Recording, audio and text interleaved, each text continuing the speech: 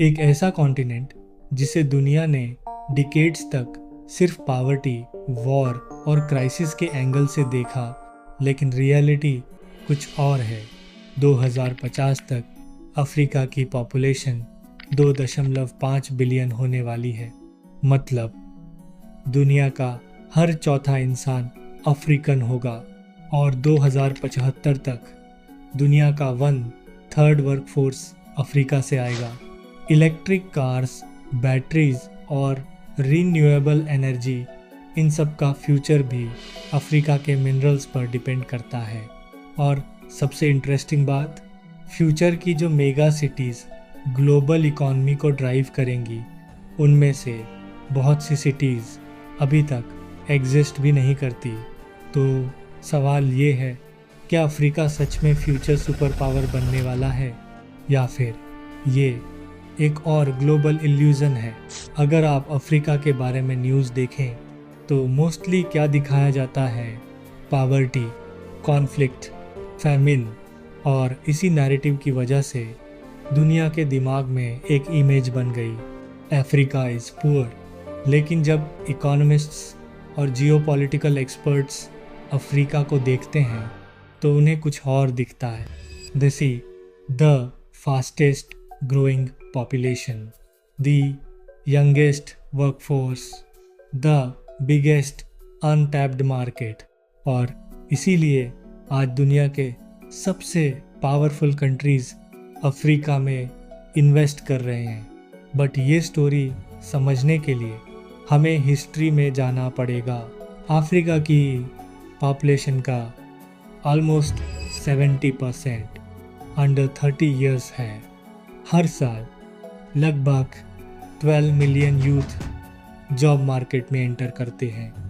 ये demographic trend economists के लिए एक ह्यूज अपॉर्चुनिटी है।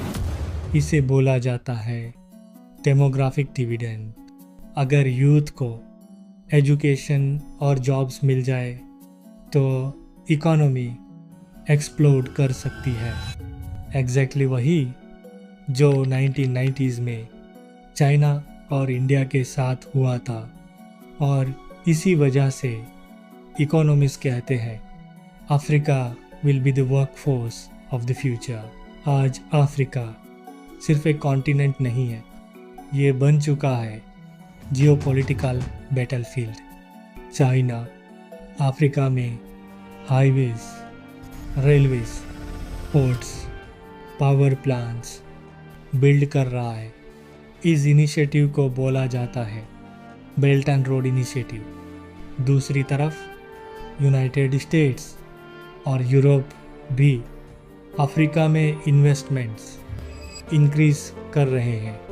इंडिया भी अफ्रीका के साथ ट्रेड और पार्टनरशिप्स एक्सपांड कर रहा है, क्योंकि सबको पता है फ्यूचर मार्केट्स अफ्रीका में है, लेकिन अफ्रीका का राइस गारंटीड नहीं है।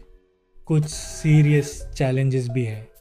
एग्जाम्पल, हर साल 12 मिलियन यूथ जॉब्स ढूंढते हैं, लेकिन फॉर्मल जॉब्स सिर्फ 3 मिलियन क्रिएट होती है। इंफ्रास्ट्रक्चर गैप भी ह्यूज है। रोड्स, इलेक्ट्रिसिटी, इंटरनेट, सब एरियाज़ में इम्प्रूवमेंट की ज़रूरत है। और कुछ कंट्रीज़ में करप्शन और पॉलिटिकल इंस्टेबिलिटी भी प्रॉब्लम है। अगर ये चैलेंजेस सॉल्व नहीं हुए तो डेमोग्राफिक बूम अपॉर्चुनिटी के बजाय क्राइसिस बन सकता है। एक्सपर्ट्स के अकॉर्डिंग अफ्रीका का फ्यूचर 2 तरीके से अनफोल्ड हो सकता है।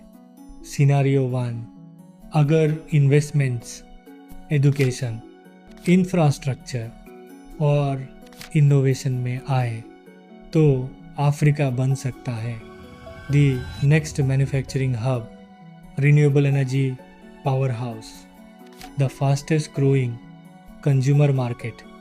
सिनेरियो 2, अगर गवर्नेंस वीक रहा तो पॉपुलेशन बूम क्रिएट कर सकता है।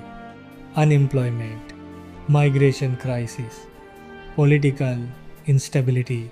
एक टाइम था जब दुनिया का फ्यूचर यूरोप डिसाइड करता था।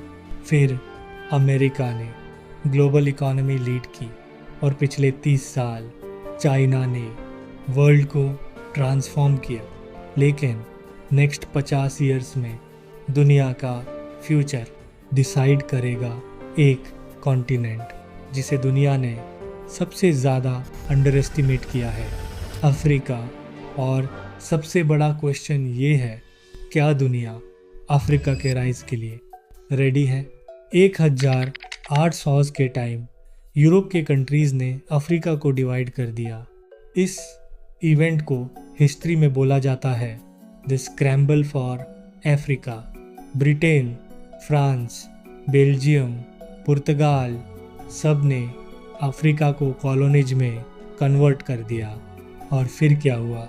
अफ्रीका बन गया एक रिसोर्स एक्सट्रैक्शन जोन। गोल्ड निकाला गया, डायमंड्स निकाले गए, रबर, ऑयल, कॉपर सब कुछ एक्सपोर्ट हुआ यूरोप। लेकिन एक चीज़ नहीं बनी, लोकल इंडस्ट्री।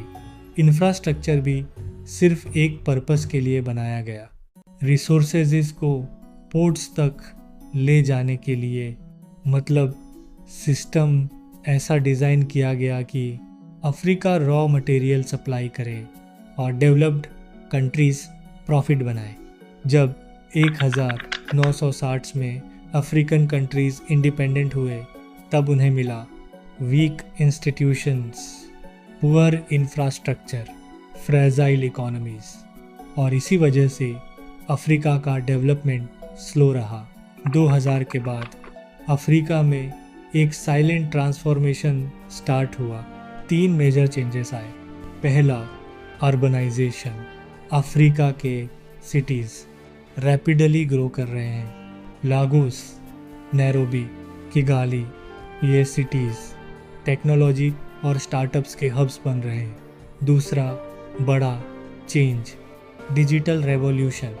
अफ्रीका ने लैंडलाइन फेज ऑलमोस्ट स्किप कर दिया, डायरेक्ट मोबाइल टेक्नोलॉजी अडॉप्ट की।